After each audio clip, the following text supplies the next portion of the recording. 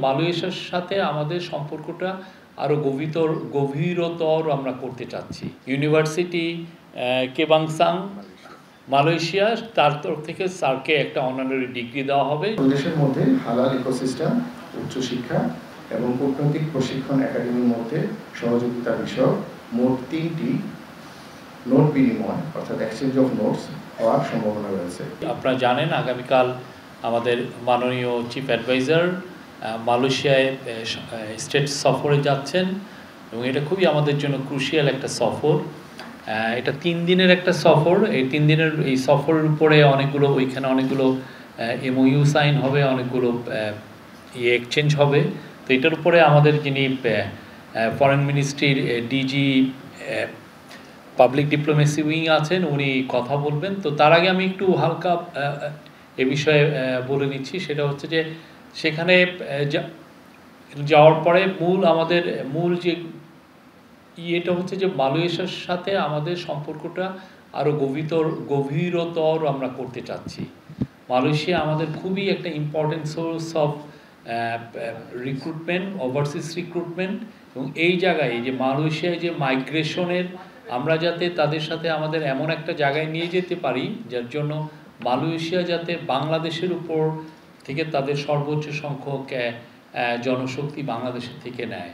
তো এই বিষয়ে অনেকগুলো আলাপগুলো হবে এবং এইটার আলোকে কিছু এগ্রিমেন্টও সাইন হবে।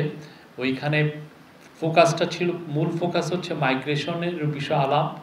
দ্বিতীয় ফোকাস হচ্ছে ইনভেস্টমেন্ট। আপনারা জানেন মালয়েশিয়ার ইকোনমি ইজ বুমিং, তাদের কোম্পানিগুলো অনেক বড়।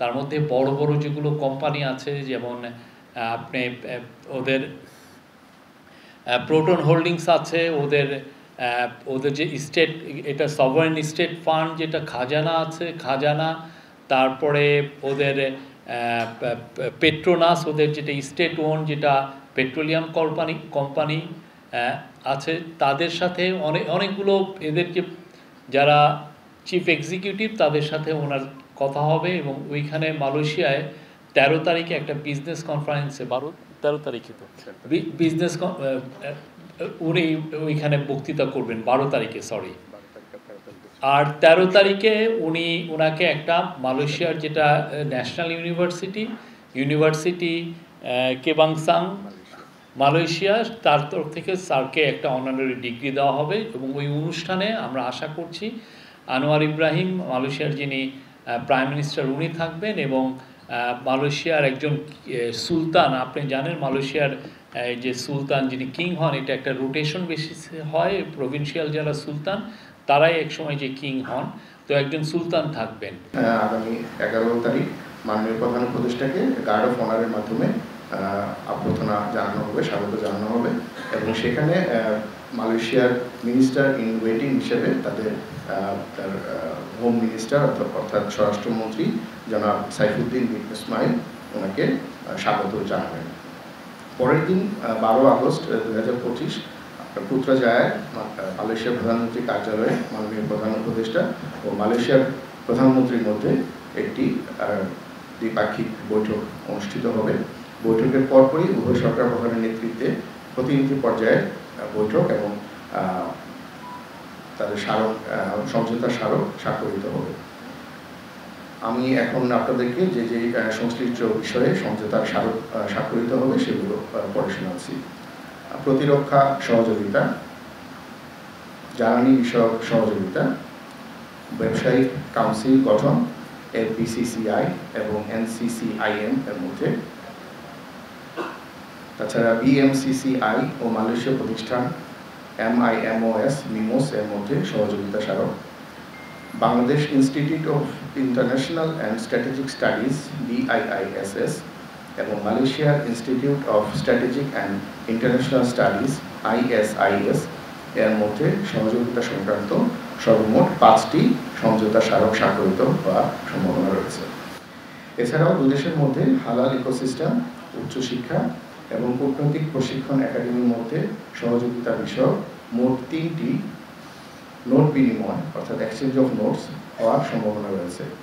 দুই দেশের সরকার প্রধান তথা মাননীয় প্রধান উপদেষ্টা ও মালয়েশিয়ার প্রধানমন্ত্রী দাতো সেরি আনোয়ার ইব্রাহিম সমঝোতা স্মারক স্বাক্ষর এবং নোট বিনিময় অনুষ্ঠানে উপস্থিত থাকবেন বলে আশা করা যাচ্ছে। প্রেস সচিব মহোদয় বলেছেন যে আগামী 12 আগস্ট 2025 দুই দেশের সরকার প্রধানের নেতৃত্বে দ্বিপাক্ষিক বৈঠকটি অনুষ্ঠিত হবে। এখানে একটি সংবাদ সম্মেলন ও মাননীয় প্রধান উপদেষ্টার সম্মানে একটি রাষ্ট্রীয় মধ্যাহ্নভোজের আয়োজন করা হয়েছে।